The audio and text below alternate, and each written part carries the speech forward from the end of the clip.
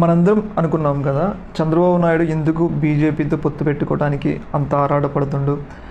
దాదాపు ముస్లిం మరియు క్రిస్టియన్ ఓట్లు పోతాయని తెలిసినా కానీ చంద్రబాబు నాయుడు బీజేపీ వద్దన్నా కానీ పట్టుబట్టి మరియు పవన్ కళ్యాణ్ సహాయంతో, రఘురామకృష్ణరాజు సహాయంతో ఎందుకు బీజేపీతో పొత్తు పెట్టుకుండా అనేది దానికైతే ఇప్పుడైతే మనకైతే ఆన్సర్లు దొరుకుతున్నాయి.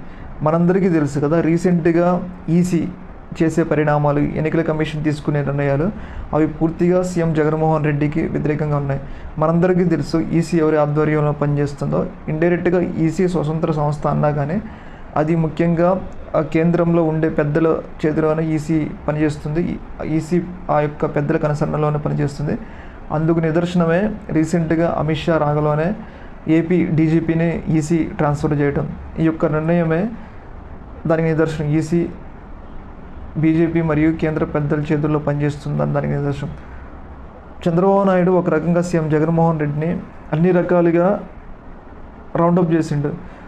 సీఎం జగన్మోహన్ రెడ్డి ఏమనుకుంటే, నేను ప్రజలకి మంచి చేస్తా, ప్రజలకి అన్ని రకాలుగా మంచి చేస్తే నాకు ఓట్లు వేస్తారు, నేను పొత్తు పెట్టుకోపోయినా అని అనుకున్నాడు.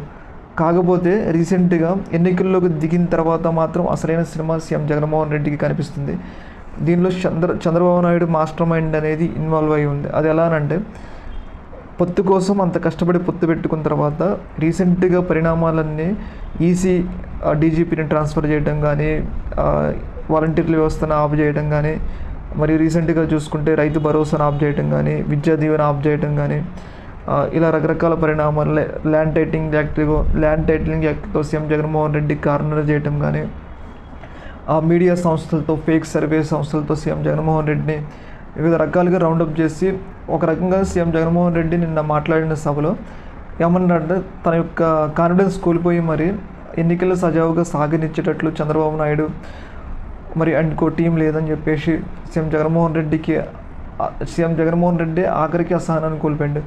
సిద్ధం సభలతో అంత ఉత్సాహం తీసుకొచ్చిన సీఎం జగన్మోహన్ రెడ్డి ఆఖరికి వచ్చేసరికి చంద్రబాబు మాస్టర్ మైండ్కి, చంద్రబాబు దెబ్బకి మాత్రం విలువలాడిపోతుండటంలో ఎలాంటి సందేహం లేదు. ఏదేమైనా చంద్రబాబు అనుభవం అనేది ఇప్పుడు ఉపయోగపడుతుంది. ఆల్రెడీ బీజేపీ సీఎం జగన్మోహన్ రెడ్డిని సంప్రదించింది. ఎలా అంటే, మీరు ఎన్నికల్లో మాతో పొత్తు పెట్టుకోండి, మీకు అన్ని విధాలకు సహకరిస్తామని. కాకపోతే సీఎం జగన్మోహన్ రెడ్డి ముస్లిం ఓట్లను మరియు క్రిస్టియన్ ఓట్లను దృష్టిలో పెట్టుకొని, మరియు ప్రజల యొక్క ఆశయాలను, సిద్ధాంతాలను దృష్టిలో పెట్టుకొని సీఎం జగన్మోహన్ రెడ్డి పొత్తుకైతే అంగీకరించలేదు. కాకపోతే ఈ యొక్క అంగీకారాన్ని యూజ్ చేసుకుని చంద్రబాబు నాయుడు బీజేపీకి దగ్గరై సీఎం జగన్మోహన్ రెడ్డికి తీవ్రమైన ఇబ్బంది కలిగిస్తున్నాడు అని క్లియర్గా అర్థమవుతుంది. చూడాలి మరి ఈ యొక్క ఎన్నికలు మరి ఎటువైపు వెళ్తాయి. ఏదేమైనా కానీ పవన్ కళ్యాణ్, ఏదేమైనా కానీ చంద్రబాబు నాయుడు మాత్రం సీఎం జగన్మోహన్ రెడ్డిని ఇబ్బంది పెట్టడంలో మాత్రం చాలా సక్సెస్ సాధించడం అనేది వాస్తవం. ఓకే, మరి థ్యాంక్ యూ.